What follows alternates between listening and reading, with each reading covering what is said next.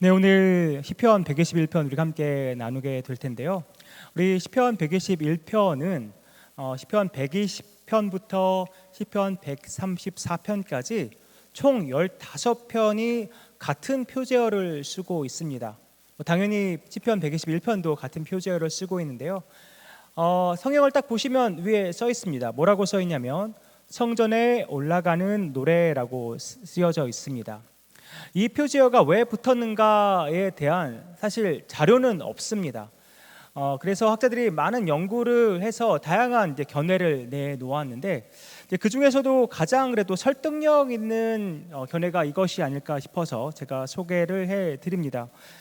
이것은 이제 순례자들이 이제 예루살렘 성전에서 예배를 드리기 위해서 외곽에서부터 이제 예루살렘까지 오면서 여행을 하면서 특별히 이제 연중 큰 절기들이 있을 거 아니에요. 그때 이렇게 불렀던 노래다라는 견해가 이제 가장 큰 설득력을 받고 있습니다. 순례자들에게 있어서 이 여행, 이제 자기가 살고 있는 그런 고향에서부터 예루살렘까지 오는 그 여정이 사실 뭐 실제적인 여행이기도 하지만 또 동시에 영적인 의미로 바라보면 예루살렘과 시온이라는 그런 영적인 의미와 그런 것들 생각해 볼 때 영적인 순례의 여정을 걸어온다고 생각할 수도 있을 것 같습니다.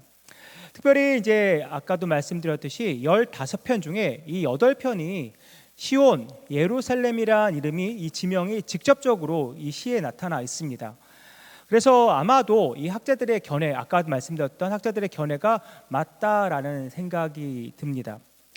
물론 오늘 본문 121편에는 시온이나 예루살렘이라는 단어가 직접적으로 나와 있지는 않습니다.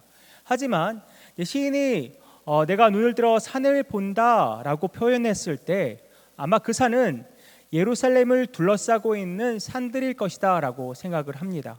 그래서 이 시편 121편도 순례자들이 예루살렘으로 이렇게 예배를 드리기 위해 오면서 순례의 길을 걸어오면서 하나님께 올려드린 노래라는 생각을 이제 그런 결론을 내리게 됩니다. 영적으로 우리의 삶, 우리의 여정도 순례의 길이 아닌가 싶습니다. 우리는 어디를 향해서 순례의 길을 걸어가고 있습니까? 순례의 길을 안 걷고 있습니까? 네, 순례의 길 모두가 걷고 있습니다. 어디를 향해서 가고 있나요? 우리가 곧 만나게 될 주님을 향해서 걸어가고 있습니다. 우리가 영원히 누리게 될 저 천국을 향해서 걸어가고 있습니다. 그래서 저는 오늘 이 시편의 고백은 시편 기자만의 고백이 아니라 우리 모두의 고백이 되어야 된다고 믿습니다. 문명과 기술 발달이 참 빠르죠. 요새는 더욱더 빠르게 느껴집니다. 처음에 아이폰이 나왔을 때 정말 큰 혁명적인 일이 일어났었는데 지금은 정말 그 속도를 감히 따라잡을 수도 없을 만큼 엄청난 속도로 빨라지고 있습니다. 여러분 어릴 적에 그 공상 만화 보시면 여러 가지 일들 과연 저런 일들이 일어날까 했는데 실제로 지금 현실 속에서 많이 그대로 되어진 것들이 참 많잖아요. 그런 거 보면 점점 기술과 문명은 이제 발달해 가고 있습니다. 그래서 기술이 발달하니까 우리의 삶도 참 편리해진 것이 사실입니다. 근데 편리해지면서도 사실 살짝 좀 무섭기도 하죠. AI란 생소한 단어가 이제는 굉장히 익숙해진 단어가 되었고 누구나도 이제 자기 스마트폰에 챗GPT나 뭐 이렇게 제미나이 뭐 여러 가지 그런 것들을 사용하면서 이제 생활하고 계실 것 같습니다. 그만큼 AI의 발달 속도도 매우 매우 빠릅니다. 아까 좀 전에 본 영상도 제가 AI를 이용해서 도움을 받아서 만든 영상입니다. 사실은 처음에는 제가 챗 GPT한테 이런 영상을 만들어줘 하면 영상을 짜잔 하고 만들어줄 줄 알았는데 그게 아니더라고요. 제가 착각을 했습니다. 여러 가지 뭐 이렇게 제안들은 해주는데 실제로 그것은 이제 다양한 툴을 가지고 제가 만들어야 했더라고요. 아무튼 그래서 우여곡절 끝에 만들었습니다. 근데 만들면서 우리 청희의 신전 자매한테 그 신PD한테 부탁하면 더 탁월한 결과물을 얻을 수 있을 텐데 괜히 내가 했다는 생각이 들면서도 아무튼 그렇게 AI를 이용해서 한번 도전해 보았습니다. 어찌됐든 간에 세상은 참 좋아지고 있습니다. 근데 동시에 아까도 말씀드렸듯이 좋아진 세상만큼이나 세상이 좀 무섭기도 합니다. 엄청난 속도로 발전하고 있고 정말 급변하는 시대에 우리가 살아가고 있습니다. 이렇게 우리가 기술이 발달하고 문명이 발달하면 우리 생각에 그래 이렇게 기술이 발달하니까 더 확실한 것을 가지고 확실한 정보를 내가 손에 쥐고서 이제 더 이상은 불안해하지도 않고 두렵고 떨지도 않고 살아갈 수 있을 것이라고 생각해 보지만 실상은 그렇지 않은 것 같습니다. 그렇죠? 영상에도 우리가 봤지만 우리는 참 불확실한 시대를 살아가고 있습니다. 여전히 우리 주변에는 불안 요소들이 깔려 있습니다. 마음 놓고 편히 살게 될 줄 알았는데 현실은 그렇지 않습니다. 이제 우리가 기술이 발달하면 더 많은 것을 예측하고 대비하고 미리 대책도 세워서 잘 살아갈 수 있을 것 같지만 우리의 예상대로 되지 않는 일도 참 많습니다. 그러니까 우리는 여전히 불확실하고 예측 불가한 시대를 살아가고 있다는 것이죠. 그렇다 보니 여전히 우리 안에 불안과 두려움이 자리 잡을 수밖에 없습니다. 그러니까 이런 것을 보면 아무리 기술이 발달한다고 해도 이 기술은 우리의 완전한 신뢰의 대상은 될 수 없다는 것입니다. 여러 불안 요소들과 함께 이 불확실한 시대를 살고 있는 우리에게 과연 오늘 본문인 시편 121편은 무슨 메시지를 던져주고 있을까요? 어떤 교훈과 또 도전의 말씀을 우리에게 전해주고 있을까요? 함께 나눠보기 원합니다. 우리가 121편을 크게 두 부분으로 나눌 수 있는데 1, 2절 그리고 3절부터 8절을 이렇게 크게 나눌 수가 있습니다. 보시면 아시겠지만 마치 쌍방이 대화를 주고받는 것처럼 보입니다. 시인이 1, 2절을 말하고 또 그 말에 반응하는 사람들이 3절부터 8절까지 말하는 것처럼 보입니다. 그래서 1, 2절은 나라는 대명사를 사용하고 있고 3절에서 8절은 너라는 대명사를 사용하고 있습니다. 그렇죠? 그러면 그런 것 같다는 생각이 듭니다. 물론 시인이 독백하듯이 자기가 묻고 자기가 대답하는 자문자답의 형식으로 이 시를 썼다고 해도 무방할 것 같습니다. 어쨌거나 질문을 주고받았든 내가 혼자 독백을 했든 간에 이런 형식을 통해서 말하는 것을 통해서 우리는 이 시에서 느껴지는 그 감정은 확신인 것 같습니다. 다른 시편의 많은 시가 탄식이나 슬픔을 전하기도 하지만 오늘 이 시편 121편에서는 슬픔이나 탄식은 느껴지지 않습니다. 오직 확신과 감사만이 느껴질 뿐입니다. 저는 그래서 오늘 이 시편 기자의 이 확신찬 고백, 확신 가득한 고백이 저와 여러분의 고백되기를 간절히 바라는 심정으로 오늘 말씀을 전하고 싶습니다. 먼저 기자가 1절과 2절 확신에 찬 목소리로 뭐라고 고백합니까? 내가 산을 향하여 눈을 들리라. 나의 도움이 어디서 올까? 나의 도움은 천지를 지으신 여호와에게서로다. 앞서 이 노래가 순례자의 노래라고 말씀드렸죠. 아마도 순례자가 이제 예루살렘에 거의 다 다다르면서 이 고백한 내용이 아닐까 싶습니다. 이제 예루살렘에 도착하면서 주변의 산들을 둘러보고 특별히 이제 시온산을 바라보면서 이 질문을 하고 대답한 게 아닌가 싶어요. 여호와께서 거하시는 그 시온산을 바라보면서 시인이 말합니다. 나의 도움이 어디서 올까? 나의 도움이 어디서 올까? 사실 지금 시인은 절망과 낙심 속에서 아주 비참한 심정으로 묻는 게 아닙니다. 이거 나의 도움이 도대체 어디서 오는 거야라고 묻는 게 아니라 시인은 지금 분명히 답을 알고 있는 것 같아요. 분명히 답을 알고 있어서 이 답을 지금 당장이라도 말하고 싶은 심정으로 묻고 있습니다. 나의 도움이 어디서 올까? 나의 도움이 어디서 올까? 그러면서 대답합니다. 나의 도움은 천지를 지으신 여호와에게서로다. 도움이 누구에게서 온다고 말합니까? 여호와에게서 온다고 말합니다. 그분이 어떤 분이십니까? 천지를 지으신 분이세요. 하늘과 땅을 지으신 분이십니다. 하늘과 땅만 지으셨습니까? 이 세상 모든 만물을 지으신 분이 바로 하나님이십니다. 세상 만물만 지으셨습니까? 저와 여러분을 만드신 분이 바로 여호와이십니다. 하늘과 땅, 세상 모든 만물, 저와 여러분을 지으신 하나님께서 못하시는 일이 있으시겠습니까? 전능하신 하나님께 불가능이 있겠습니까? 그 전능하신 하나님이 우리를 돕지 못하시겠습니까? 그래서 시인은 확신에 차서 고백합니다. 나의 도움은 하늘과 땅을 지으신 여호와에게서 온다. 확신에 차서 고백하고 있습니다. 이 고백, 여러분의 고백이십니까? 여러분은 그렇게 고백하실 수 있겠습니까? 저와 여러분의 도움 어디서 온다고요?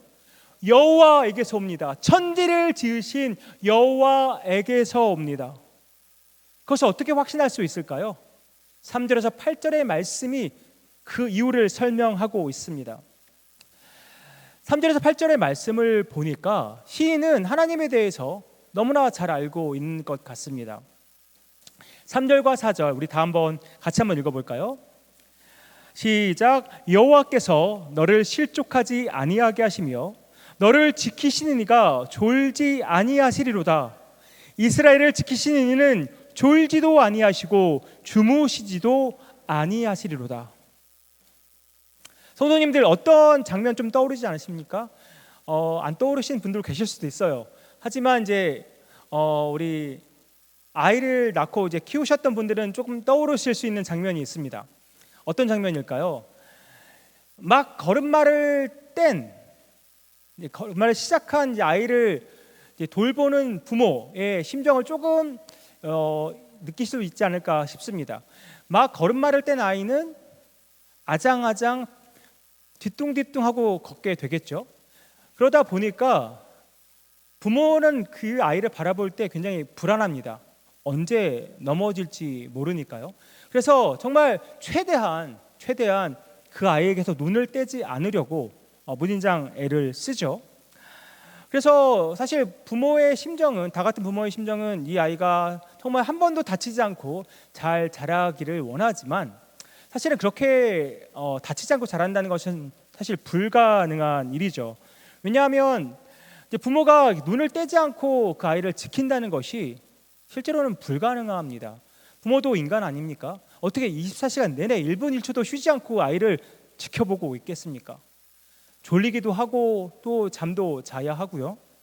정말 그야말로 부모는 한계가 있을 수밖에 없습니다. 그래서 한눈을 딱 떼면 아이가 넘어지기도 하고, 한눈 떼면 언젠가 소파에 올라가 있던 아이가 떨어지기도 하고 또 침대에서 굴러 떨어지기도 합니다.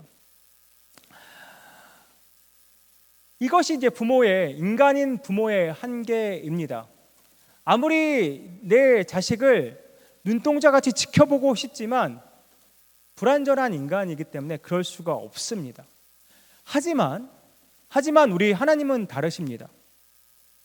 하나님은 우리가 헛발을 디디지 않도록 우리를 지키시는 분이십니다.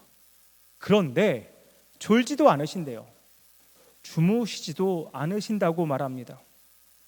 얼마나 든든한 일입니까? 365일 24시간 내내 1분 1초도 쉬지 않고 졸지도 않고 주무시지도 않고 우리를 지키신다고 말씀하고 있습니다.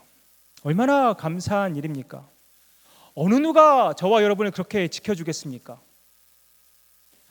어느 누가 단 1초도 쉬지 않고 한눈 팔지 않고 우리를 지켜줄 수 있겠습니까? 어느 서비스가 우리를 그렇게 잘 보살펴 줄 수 있겠습니까? 그런데 우리 하나님은 졸지도 주무시지도 않고 우리를 지키시고 보호하시는 분이십니다. 그런데 더 놀라운 말씀이 8절에 있습니다. 8절에 뭐라고 말합니까? 여호와께서 너의 출입을 지금부터 영원까지 지키시리로다. 집에 있든지 집 밖을 나가든지 길을 걷든지 항상 함께 하신다고 말씀하십니다. 이 출입이란 말은 히브리어 수거로 평생을 의미합니다. 그러니까 우리가 어디든 언제든 우리와 항상 우리의 평생토록 우리를 지키시고 보호하신다는 말씀입니다. 언제부터 언제까지 그렇게 하시겠다고 말합니까? 지금부터 영원토록. 사실 지금부터도 아니죠.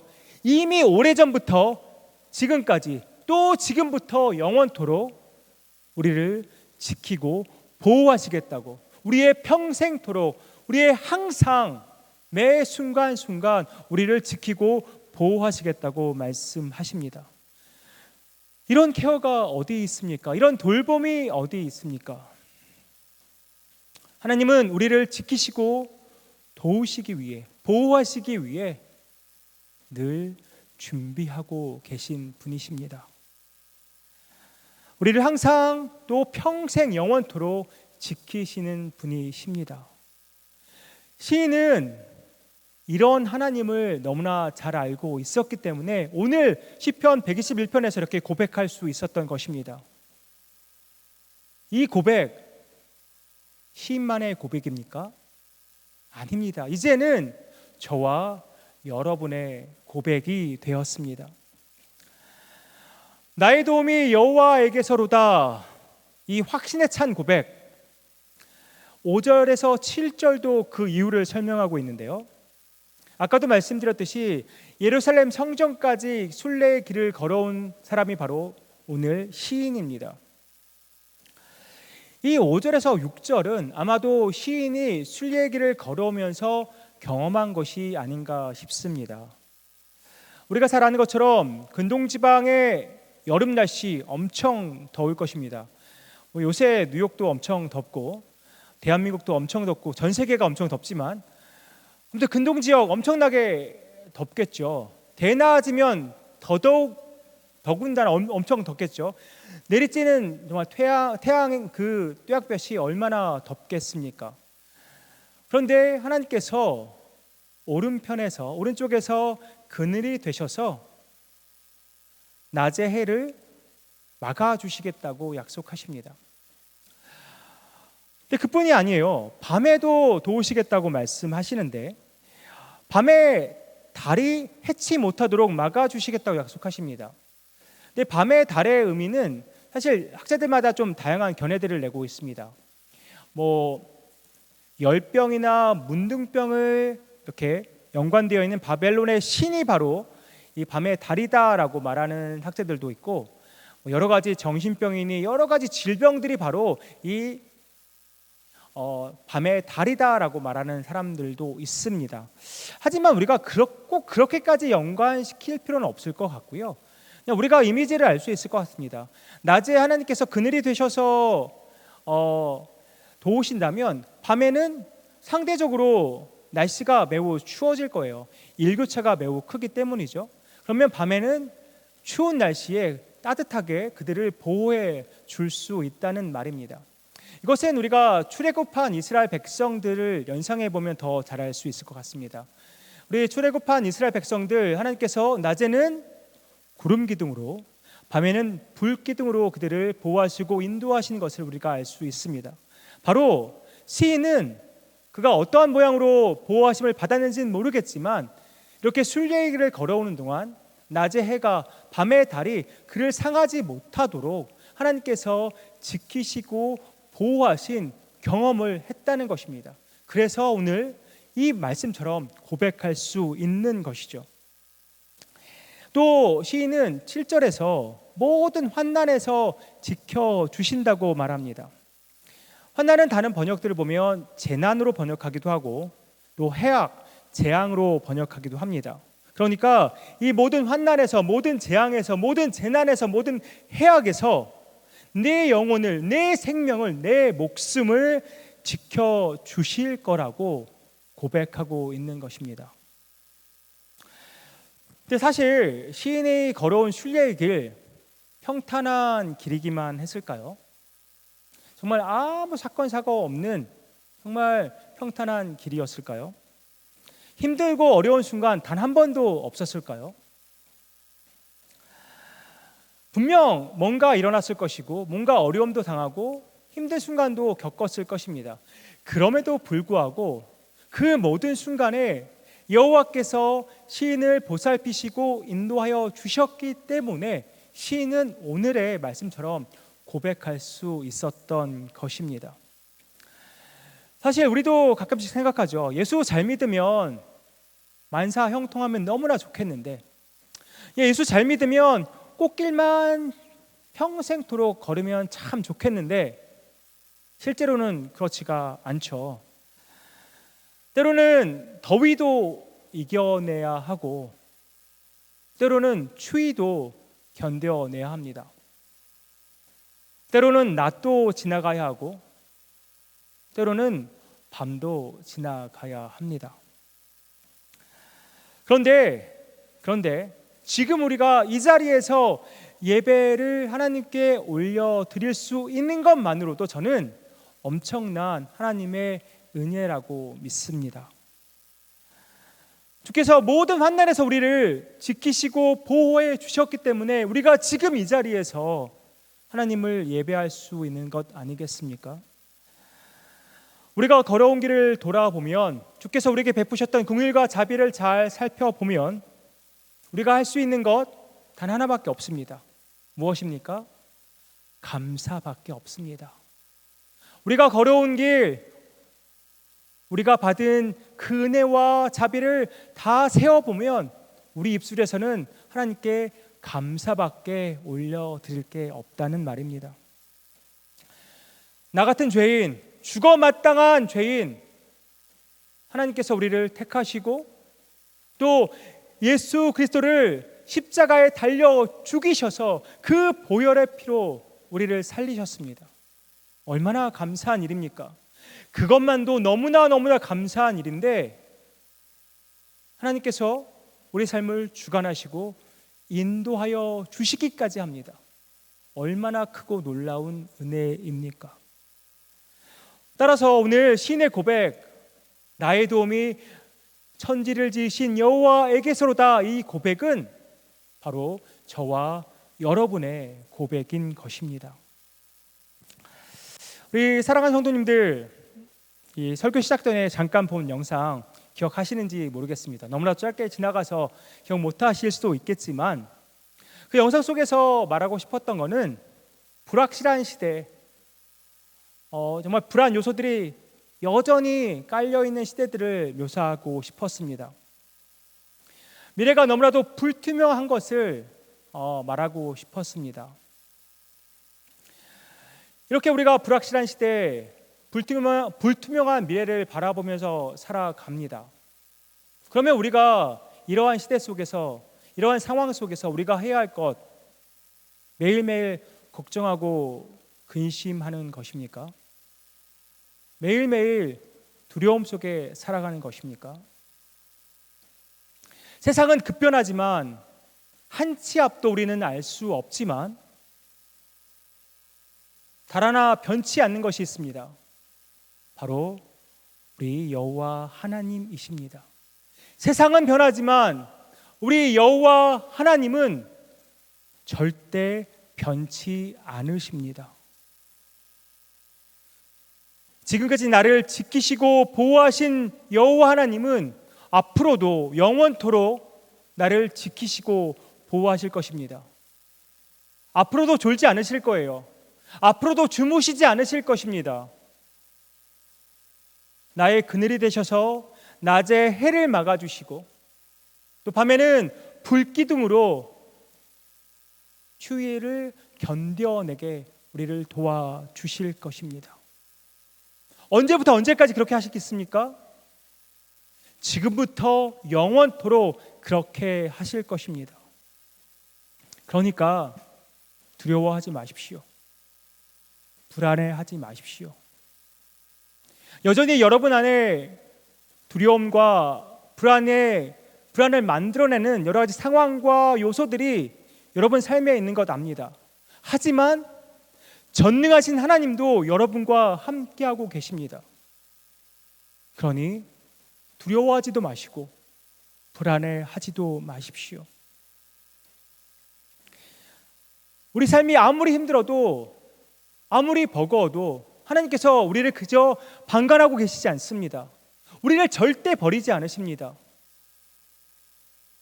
하나님은 여전히 변치 않는 보호자로 우리 삶을 이끌어 가십니다. 한번 저를 따라해 볼까요?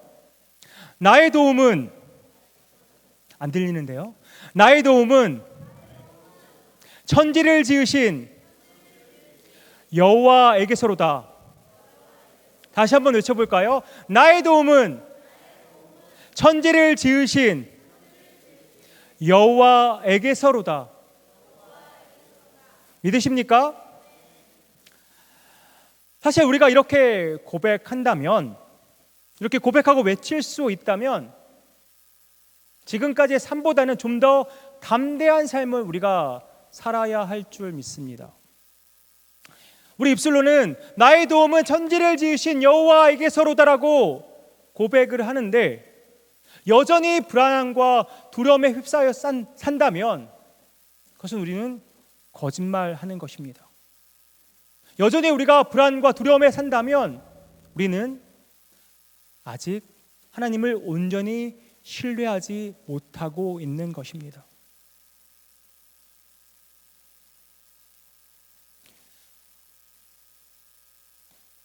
나의 도움은 천지를 지으신 여호와에게서로다 라는 이 신의 확신찬 고백을 이 고백대로 살아가는 저와 여러분 되기를 간절히 소망합니다.